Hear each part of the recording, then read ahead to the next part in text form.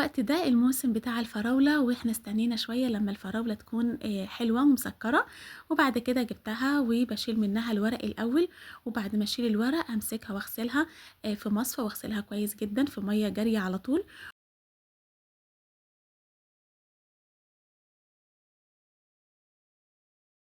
وبعد كده أجيب بولة وأحط فيها شوية من الخل دقيقتين وبعد كده خلاص أشطفها. جِبت دلوقتي الحلة وقطّعتها وهاحطها دلوقتي بعد ما أقطّعها هاحط لها مَج ونُص من السكر. أنا مش باحب أحط سكر كتير، وبعد ما بتستوي شوية دوقيها لقيتيها محتاجة السكر اللي أنتِ عايزاه حطي، ده بمزاجِك. تمام. بس وبعد كده باخلّيها من بالليل للصبح في التلاجة. بعد كده طبعًا بتنزّل المَيّة بتاعتها كلّها بنخلّيها فيها، وأول ما بتغلي أول غلوة زي ما إحنا شايفين نقعد نشيل الريم، وأول ما بتغلي وهي من نار عالية بنروح على طول موطّيين ومخلّيين بالنا.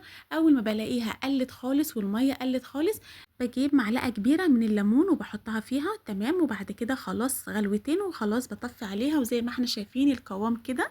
وبكده خلصت وصفتنا، يا رب تكون عجبتكم ونتقابل إن شاء الله في وصفة جديدة في أكلة بمزاج مع توتة، ويا ريت نشترك في القناة.